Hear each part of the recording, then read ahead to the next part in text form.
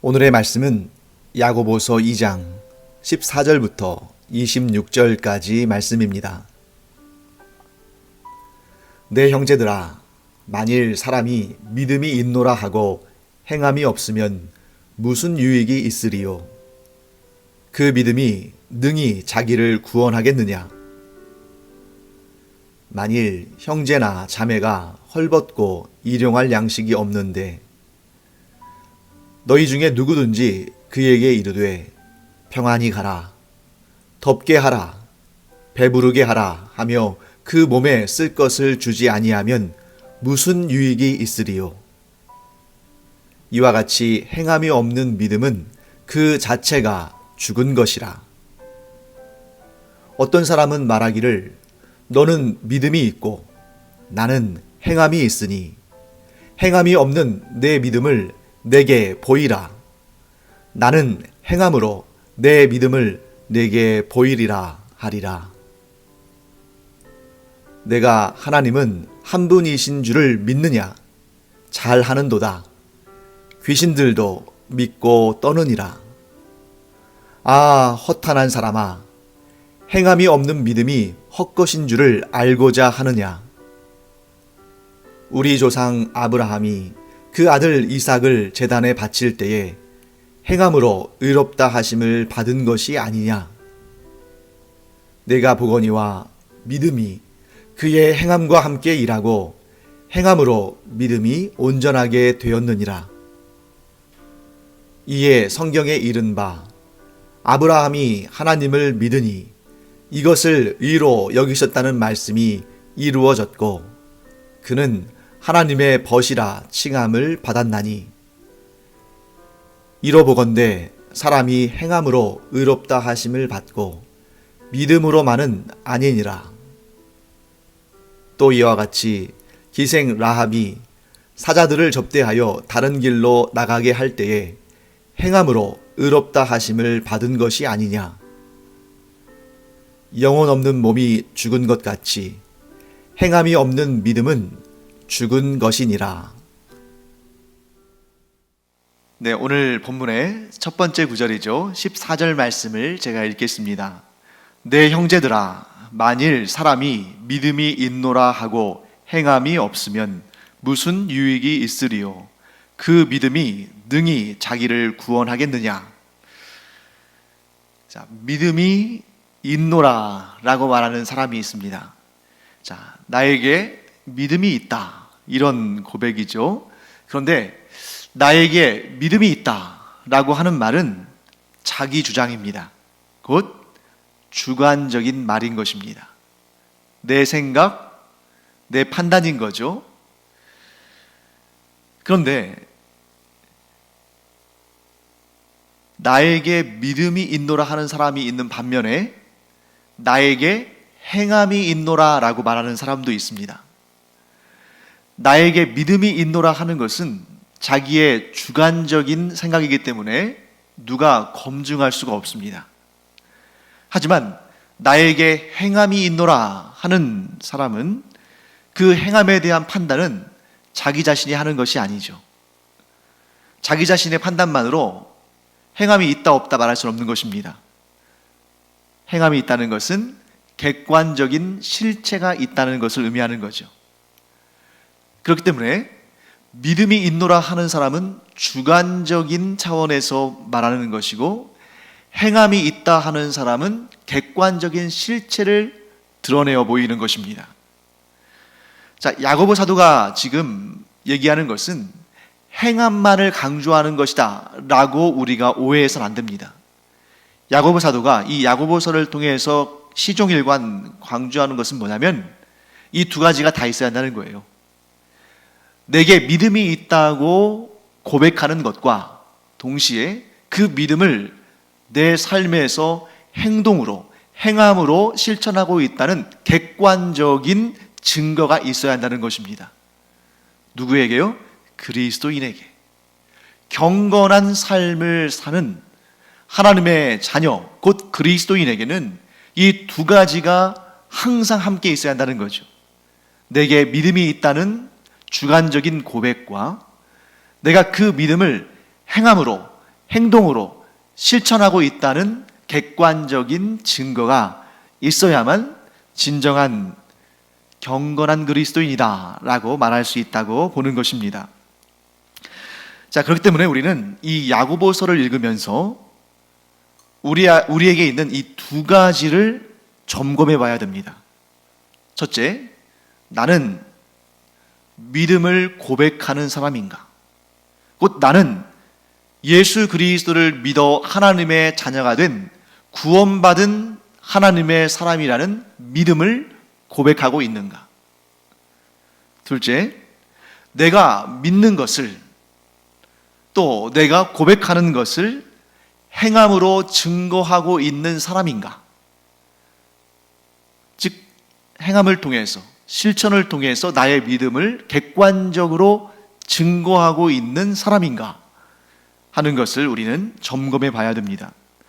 곧 우리의 믿음의 삶에는 고백과 증거 두 가지가 다 있어야 한다는 것이죠. 그런데 이제 14절 말씀 후반부를 보시면 우리가 좀 이해하기 좀 어려운 또 해석하기가 좀 조심스러운 그런 내용이 나오는데 어떤 내용이 나오냐면 14절을 한번 전체 읽어보겠습니다. 내 형제들아, 만일 사람이 믿음이 있노라 하고 행함이 없으면 무슨 유익이 있으리요? 그 믿음이 능히 자기를 구원하겠느냐? 이 말 속에 지금 두 가지 얘기가 담겨 있죠. 믿는다고 하면서 행함이 없으면 그것이 과연 유익하겠느냐? 유익하지 않다는 거죠. 그리고 그런 믿음이 너를 구원하겠느냐? 자, 여기에서 해석이 굉장히 조심스러운 이유는 자칫하면 행위구원 사상으로 해석될 위험성이 있기 때문입니다. 즉, 우리는 행함으로 구원받는 것이다. 착하고 바르고 선하고 의로운 것들을 행해야만 구원받는 것이다. 이런 행위 구원 쪽으로 흘러가 버리면 어떤 문제가 발생합니까? 나를 구원하신 분이 예수 그리스도가 아니라 내가 되는 거죠. 예수님은 좋은 예를, 좋은 본을 보여주신 것뿐이고, 이게 바로 여호와의 증인을 비롯해서 이런 행위 구원에 뿌리를 내리고 있는 이단과 사이비들의 주장 아니겠습니까? 근데 우리가 거기에 빠져들어가면 되겠습니까? 우리는 분명히 믿습니다. 나는 오직 예수 그리스도를 믿는 그 믿음으로 구원받았습니다. 이게 우리의 신앙 고백의 가장 중요한 주제 아니겠어요? 왜 그런데 야고보 사도는 행함이 없는 믿음을 가지고, 만약 우리의 믿음이 행함이 없는 믿음이라면 그 행함 없는 믿음이 능히 자기를 구원하겠느냐? 이 구원이라는 말에 우리가 제대로 해석하지 못하면, 이해하지 못하면 자칫하면 행위 구원으로 빠져서 내가 무엇인가 행동을 해야, 선행을 해야 행위를 통해서 구원받는 것이다 하는 그런 잘못된 견해를 가질 수 있다는 거죠. 왜 야고보 사도는 이렇게 오해의 여지가 많은 말을 남겼을까? 일단 우리가 배경을 좀 살펴보겠습니다. 자, 지금 야고보 사도가 이 야고보서를 써서 보내는 그 편지를 받는 대상은 누굽니까? 우리가 야고보서 첫 시간에 배웠죠. 흩어져 있는 12지파. 그런데 그 흩어져 있는 12지파가 육신, 혈통상 이스라엘의 12지파를 의미하는 것이 아니라 예수 그리스도를 구주로 영접한 그리스도인들이 전 세계에 흩어져 있는데, 전 세계에 흩어져 있는 바로 그 그리스도인들을 지칭하는 표현이다. 그리고 지금 한결같이 야고보 사도는 좀 책망하고 또 권면하는 그런 말투로 말하고는 있지만, 한결같이 그들을 뭐라고 부릅니까? 형제들이라고 부릅니다. 지금 이 야고보서를 쓰면서 약간 좀 무서운 내용들을 쓰고는 있지만 사랑이 가득 담긴 표현인 형제들이라고 이 편지를 받는 사람들을 지칭하고 있습니다. 그러면 지금 이 야고보서를 받는 사람들은 불신자들입니까? 아니면 그리스도인입니까? 그리스도인이죠. 그렇기 때문에 이미 이 편지를 받는 사람들은 뭐 다가 아니라 할지라도 기본적으로 야고보 사도는 예수 그리스도를 구주로 영접하고 구원받은 하나님의 자녀들, 곧 그리스도인들을 향해서 이 편지를 썼습니다. 그런데 느닷없이 그런 행함이 없는 믿음이 능히 자기를 구원하겠느냐? 이미 구원을 받은 사람들에게 자기를 구원하겠느냐? 뭔가 앞뒤가 안 맞는 말처럼 보이죠. 자, 여기에 또 한 가지 문제가 발생할 수 있습니다. 야고보 사도가 만일 이 능히 자기를 구원하겠느냐 라는 표현을 할 때 이 구원이 영생의 구원, 죄사함의 구원, 예수 그리스도의 십자가의 죽으심과 부활로 인한 구원이라고 해석해버리면 어떤 문제가 발생하냐면 능히 자기를 구원하겠느냐, 이 말 자체가 아주 심각한 문제를 초래하게 되는 거죠. 우리 중에 감히 누가 자기를 구원할 수 있는 사람이 어디 있습니까? 우리는 오직 예수 그리스도의 공로로, 그 십자가의 죽으심과 부활의 공로로 구원을 받는 것이지, 어떤 사람도 어떤 인간도 자기 자신이 자신을 구원할 수는 없는 것입니다. 그런데 왜 야고보 사도가 능히 자기를 구원하겠느냐 이렇게 표현하겠어요? 야고보 사도가 이런 믿음의 내용을 알지 못합니까? 아니죠. 그렇기 때문에 행함이 없는 믿음을 가진 자가 능히 자기를 구원하겠느냐라고 말했을 때 이 구원은 죄사함 받고 영생의 구원을 받는 그 구원을 의미하는 것이 아니라는 것을 우리가 알아야 됩니다. 그러면 능히 자기를 구원하겠느냐라는 말에서의 이 구원의 의미는 무엇인가? 쉽게 말하면 행함이 없는 믿음을 가진 자가 그런 믿음으로, 그런 태도로 자기 자신을 능히 구할 수 있겠느냐, 구원할 수 있겠느냐, 이 말은 그렇게 행함도 없는 믿음을 주관적으로 그렇게 주장하는 것이 과연 자신을 온전한 그리스도인이라고 말할 수 있겠느냐? 즉 행함 없는 믿음을 가진 자가 진정 자신이 온전한 그리스도인이라고 말할 수 있겠는가? 그러므로 이 구원은 어떤 뜻이냐면 우리가 영생의 구원, 죄사함의 구원을 얻는 그런 개념이 아니라 이미 구원을 얻은 자가 자신을 하나님 앞에 흠이 없고 책망받을 일이 없는, 그리고 칭찬받고 상받고 복받는 그러한 상태, 하나님께 온전하다고, 경건하다고, 거룩하다고 일컬음을 받는 그 상태를 의미하는 것입니다. 그러니까 구원받지 못한 상태였는데 예수 그리스도를 믿어서 구원받는 그 상태가 아니라 이미 예수 그리스도를 구주로 영접하고 구원받은 자들이 하나님 앞에 설 때에 너 왜 그렇게 살았니? 너 어떻게 그렇게 내가 너에게 명한 것, 내가 너에게 권한 것은 하나도 행하지 않고 네 마음대로 세상의 쾌락을 따라 살다가 이렇게 왔느냐, 이런 책망받는 것이 아니라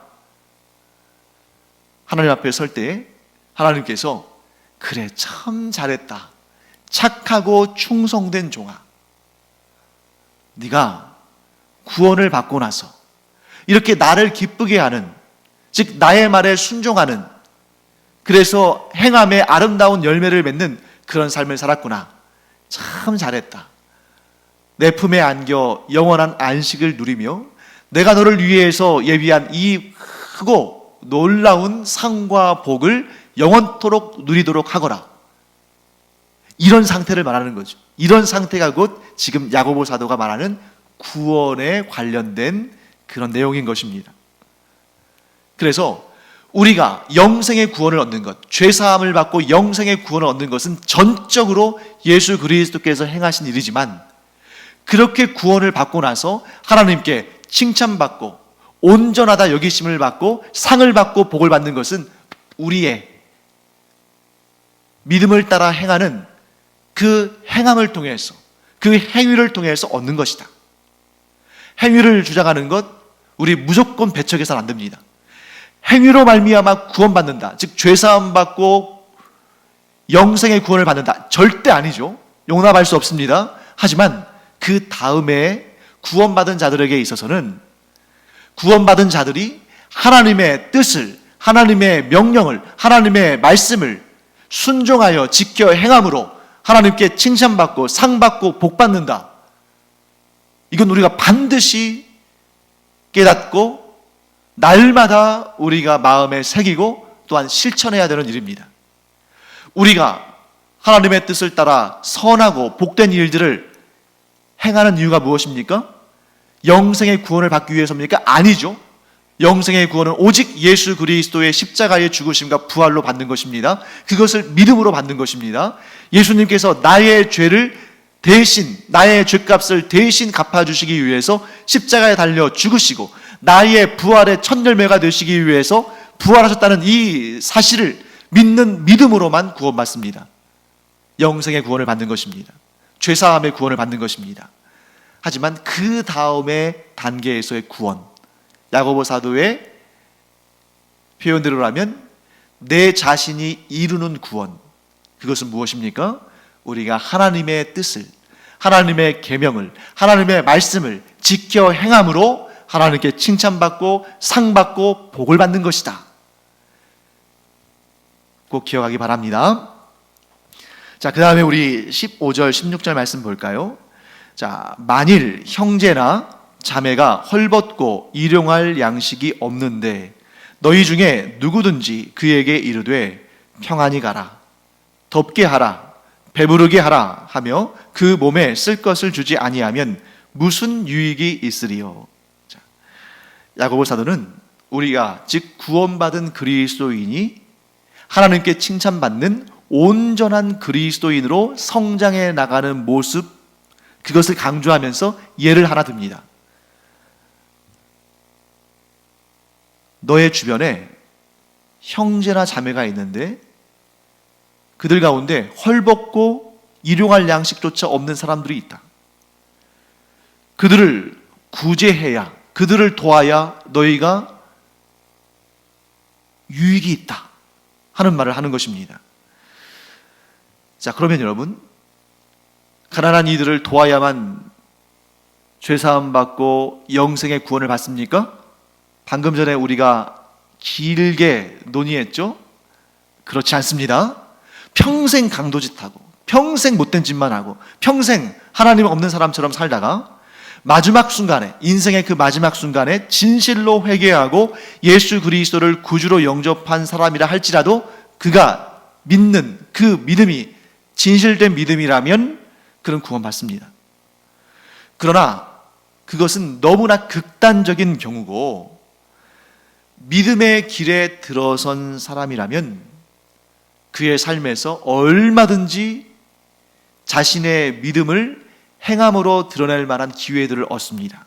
왜냐하면 우리 주변에는 항상 나보다 더 어렵고 힘들고 고통 가운데 있는 사람이 있기 마련이거든요. 그런데 그들을 전혀 돕지 않고 말로만 몸 조심하세요, 건강하세요, 살펴가세요, 잘 되기를 기도하겠습니다, 낫기를 제가 기도하겠습니다, 이렇게 말로만 하고 그 어떤 현실적인 도움도 주지 않는다면 그것은 유익하지 못하다. 그런데 그들에게 필요한 것을, 그들에게 갈급한 것을 채워주면 그것은 유익하다. 지금 16절에서 그렇게 말하죠. 그 몸에 쓸 것을 주지 아니하면 무슨 유익이 있으리요? 그 얘기는 뭡니까? 그 몸에 쓸 것을 주면 유익이 있다는 거죠. 그런데 그 몸에 쓸 것을 주지 않으면 유익이 없다는 거죠. 세상 사람들은 이렇게 생각할 겁니다. 가난한 사람에게 도와줄 수 있지.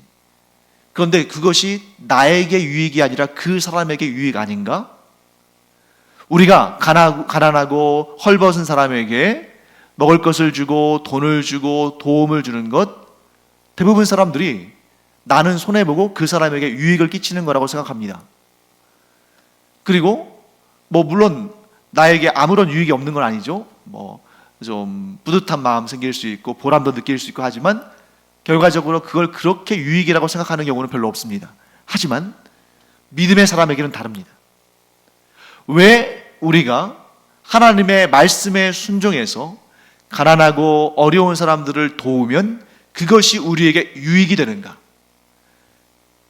눈에 보이는 우리의 재산, 우리가 소유한 돈, 이런 것들은 그들을 도울 때 그들에게 전달되니까 내게서 빠져나가는 것이니까 나에게 손해로 보일 수밖에 없죠. 하지만 우리는 분명히 믿습니다. 무엇을 믿습니까? 하나님께서 갚아주신다. 하나님께서 채워주신다. 아니, 하나님께서 내가 베푼 그 사랑의 손길과는 비교할 수 없을 만큼 많고 풍요롭고 더 좋고 풍성한 은혜와 상과 복을 부어주신다. 우리는 믿습니다. 사랑하는 성도 여러분, 우리가 누군가를 도울 때 손해라고 생각하지 마세요. 이것은 무엇과 같냐면 우리가 이유 없는 고난을 당할 때 우리 이렇게 고백하지 않습니까?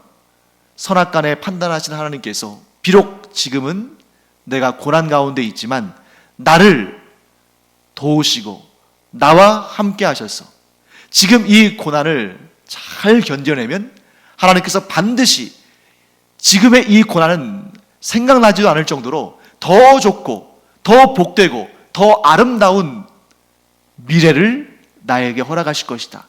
이런 믿음이 우리에게 있는 것입니다. 동시에 내가 하나님의 뜻을 조차 어렵고 힘든 이웃들을 도우면 당장은 내 통장에서, 내 주머니에서 돈이 빠져나가서 내가 조금 힘들게 느껴질 수도 있지만, 그러나 하나님은, 그 모든 것을 지켜보신 하나님은 반드시 내 주머니에서 빠져나간 것과는 비교할 수 없는, 질적으로나 양적으로나 비교할 수 없이 풍성한 복을, 풍성한 상을 넘치도록 주실 것이다. 나뿐만 아니라 나의 후손들 대대로 천대 만대까지 하나님께서 갚아주실 것이다. 넘치도록 베풀어 주실 것이다. 이 땅에서 뿐만 아니라 천국에서도 하나님께서 우리를 칭찬하시고 영원한 상급을 넘치도록 부어주실 것이다. 이 믿음 꼭 가지시기 바랍니다. 증거가 어디 있냐고 물어보실 수도 있겠네요. 목사님, 무슨 근거로 그렇게 얘기합니까? 네, 그 증거는 여러분들의 삶에서 직접 찾게 될 것입니다. 저도 저의 삶에서 직접 찾고 있습니다. 사랑하는 성도 여러분, 하나님은 반드시 갚아주시는 분이시다. 의의 씨앗을 심은 사람에게는 의의 열매를 30배, 60배, 100배, 1000배, 만배로 갚아주시고, 선한 씨앗을 심은 사람에게는 그 선한 열매를 1000배, 만배 그 이상으로 갚아주십니다. 그 반대도 역시 동일하게 적용되겠죠. 그 반대는 무엇입니까? 악의 씨앗을 뿌린 자, 불의의 씨앗을 뿌린 자는 하나님께서 반드시 그것을 갚아주신다. 그러므로 우리는 이런 악한 생각, 불의한 일, 사람이기 때문에 실수할 수 있고 사람이기 때문에 넘어질 수 있죠. 하지만 오래 참으시는 하나님께서 더 이상 참지 않으시고 그 공의로운 팔을 드시기 전에 하나님께서 참으시고 기회를 주실 때 최대한 빨리 회개하고 돌이키고 하나님께 용서를 구해야 됩니다. 그러면 인자하시고 자비와 긍휼이 충만하신 하나님께서 우리를 용서하시고 우리에게 옳은 길, 바른 길로 가도록 격려하실 것입니다. 자, 그 다음에 우리 18절 말씀, 19절 말씀도 한번 보겠습니다. 어떤 사람은 말하기를 너는 믿음이 있고 나는 행함이 있으니 행함이 없는 내 믿음을 내게 보이라. 나는 행함으로 내 믿음을 너에게 보이리라 하리라. 내가 하나님은 한 분이신 줄을 믿느냐? 잘하는도다. 귀신들도 믿고 떠느니라. 자, 18절과 19절 말씀이 어떤 분들은 아마 이 18절, 19절 읽으실 때 좀 그 흐름이 좀 어색하다. 왜 갑자기 이 19절 말씀? 내가 하나님은 한 분이신 줄을 믿느냐? 잘하는도다. 귀신들도 믿고 떠느니라. 이 말씀을 왜 여기다 이렇게 붙여놨을까? 하고 의아한 분도 있을 텐데 제가 좀 설명을 드리겠습니다. 자, 믿음이 있다고 말하는 자와 행함이 있다고 말하는 자가 서로 대화를 합니다. 논쟁을 합니다. 자, 만일 여기서 행함이 있다고 하는 자가 하나님을 믿는 믿음이 없는 자라면 이 논쟁 자체는 무의미합니다. 왜냐하면 하나님을 믿지도 않는 자인데 하나님을 믿는 자가 그와 논쟁에서 네가 옳냐 내가 옳으냐, 네가 더 좋냐 내가 더 좋으냐, 네가 옳으냐 내가 옳으냐 이렇게 따질 필요가 뭐가 있어요? 하나님을 믿는 자가 하나님을 믿지 않는 자와 비교 대상이 되지 않습니다. 그러니까 여기에서 이 논쟁은 둘 다 예수 그리스도를 구주로 영접하고 구원받은 사람이에요. 그런데 한 명은 나는 믿음이 있다 라고 말하는 사람이고, 다른 한 명은 나는 행함이 있다 라고 말하는 사람입니다. 자, 누가 더 기쁘심이 될까? 누가 더 하나님 보시기에 온전하다는 칭찬을 받을까? 자기는 믿음이 있다 말하면서 그런 주관적인 고백을 하면서 객관적인 실체, 곧 그 믿음을 따라 행함은 전혀 없는 사람. 또 예수 그리스도, 동일한 예수 그리스도를 믿는 동일한 신앙을 가지고 있는데 주님의 말씀을 따라 행함이 있는 사람, 이 두 사람 중에 누가 더 하나님 앞에 의롭다 여기심을 받고 누가 더 온전하다고 평가를 받을 것인가? 너무나 당연한 거 아닙니까? 너무나 당연하게 믿음 위에 굳건히 서서 그 믿음의 내용을 삶으로 실천하는 사람이 하나님께 칭찬받고 옳다고 의롭다고 온전하다고 평가받지 않겠습니까? 자, 그런데 야고보 사도가 갑자기 그 말씀을 한 다음에 19절에서 이렇게 말하죠. 내가 하나님은 한 분이신 줄을 믿느냐? 잘하는도다. 귀신들도 믿고 떠느니라. 자, 이렇게 말하는 사람은, 지금 야고보 사도를 비롯해서 이런 말을 하는 사람은 이런 주장을 하는 겁니다. 자, 네가 지금 믿음이 있다고 말하는데 너 하나님이 한 분 하나님이신 줄을 믿느냐? 그래, 너 믿는다고 했다. 그래, 잘하는 거야. 너 한 분 하나님 믿는 거 잘하는 거야. 그런데 사실 그 믿음 대단한 믿음이지. 그런데 사실은 귀신들도 그 사실을 믿기에 덜덜 떨고 있어. 그러니까 네가 믿는 그 믿음 귀신들도 가지고 있는 거야. 그런데 그 믿음 너만 가지고 있는 거 아니야. 나도 가지고 있어. 나도 네가 말하는 그 믿음 동일하게 가지고 있어. 하나님에 대한 믿음 나도 동일하게 가지고 있어. 그런데 너는 그 믿음에 대한 행함, 곧 네가 믿는 하나님의 말씀을 순종하며 따르는 그런 행함이 어디에 있느냐? 나는 내가 믿는 하나님, 그 하나님의 말씀을 지켜 행함으로 나의 의로움을, 나의 온전함을 드러낼 것이다. 자, 이것은 자기를 자랑하고자 하는 것이 아닙니다. 무엇을 강조하는 거예요? 믿는다고 말만 하는 것이 아니라 말만 믿는다고 하고 삶은 이 세상에 믿지 않는 사람들과 똑같은 그런 삶을 사는 것은 하나님께서 기뻐하지 않으신다. 하나님께서 진실로 기뻐하시는, 하나님께서 진실로 칭찬하시는 그 온전한 믿음의 삶이라는 것은 믿을 뿐만 아니라 그 믿는 것을 삶의 실천을 통해서 행함을 통해서 드러내는 것이다. 열매를 맺는 것이다. 하고 이야기하는 것입니다. 그리고 나서 이 야고보 사도는 아주 통찰력 있는 예를 제시합니다. 지금 나는 믿음이 있다 하면서 어떤 의로운 행위도 행하지 않는 자들을 향해서 아주 그들이 한마디도 할 수 없게끔 그들이 최고의 자신들의 모델로 삼고 있는 존재를 도리어 역으로 예를 들어줍니다. 그게 누굽니까? 아브라함입니다. 여러분, 아브라함은 별명이 있죠. 뭡니까? 믿음의 조상. 그러니까 나에게는 믿음이 있노라 하는 사람들이 모두 자기의 조상으로 언급하고 그 예로, 본으로 삼고 있는 사람이 바로 아브라함 아니겠습니까? 봐라, 아브라함이 하나님을 믿음에 하나님께서 그것을 의로 여기셨다고 하지 않았느냐? 그러니 믿음 외에 더 중요한 게 뭐 있느냐? 왜 자꾸 믿음에다가 행함을 붙이려고 하느냐? 이렇게 논쟁을 하는 사람들에게 야고보 사도는 이렇게 이야기합니다. 그래, 아브라함이 믿음의 조상 맞다. 그런데 아브라함이 하나님께 그 믿음이 의로 여기심을 받고 인정받게 된 계기가 무엇이냐?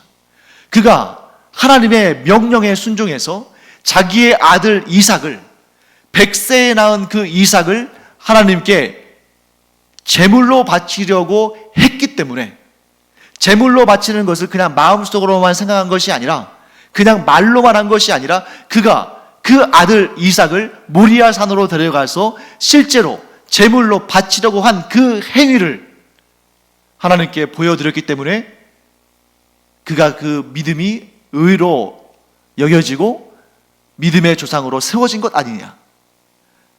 자, 이렇게 말하면 행함 없이 믿음만 말하는 사람들이 무슨 말을 하겠어요? 자신들의 절대적인 본, 자신들의 절대적인 그러한 예라고 여겼던 아브라함이 그의 믿음을 행함으로 증명했다는 것을 알게 됐을 때 그 논쟁은 이미 끝이 난 거죠. 사랑하는 성도 여러분, 행함이 없는 믿음은 마치 영혼 없는 몸이 죽은 것처럼 죽은 것입니다. 결론이 26절에 나오죠. 영혼 없는 몸이 죽은 것 같이 행함이 없는 믿음은 죽은 것이니라. 믿는다 하면서 그 믿는 것들을 행하지 않는 것은 죽은 믿음이다 라고 말하는 것입니다. 자, 죽은 믿음, 좀 말이 좀 무섭습니다만 쉽게 말하면 이것이죠. 죽은 믿음은 성장하지 못하는 믿음이다. 죽었으니까 성장을 못하죠. 성장하지 못하는 믿음은 열매를 맺지 못한다. 열매를 맺지 못하는 믿음은 하나님께 칭찬과 상을 받지 못한다. 이렇게 연결되는 것입니다. 그러므로 우리가 우리의 삶 가운데 비록 작은 행동이라 할지라도 하나님의 말씀에, 하나님의 명령에 순종함으로 우리가 그것을 실천하는 행함이 비록 작게라도 있다면 하나님께서는 우리 안에 소망을 두십니다.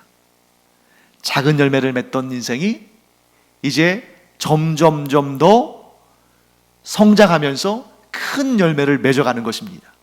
그런데 아예 믿음의 내용을 실천하지 않는 자는 마치 무엇 같냐면 그 주인으로부터 한 달란트를 받고 그것을 땅에 그냥 묻어놨다가 주인이 왔을 때 그것을 그냥 내미는 그러한 충성스럽지 못한 종이나 다를 바 없는 거죠.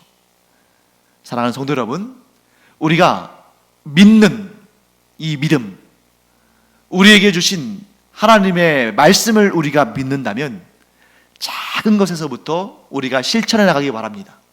너무 처음부터 크게 욕심내지 말고요.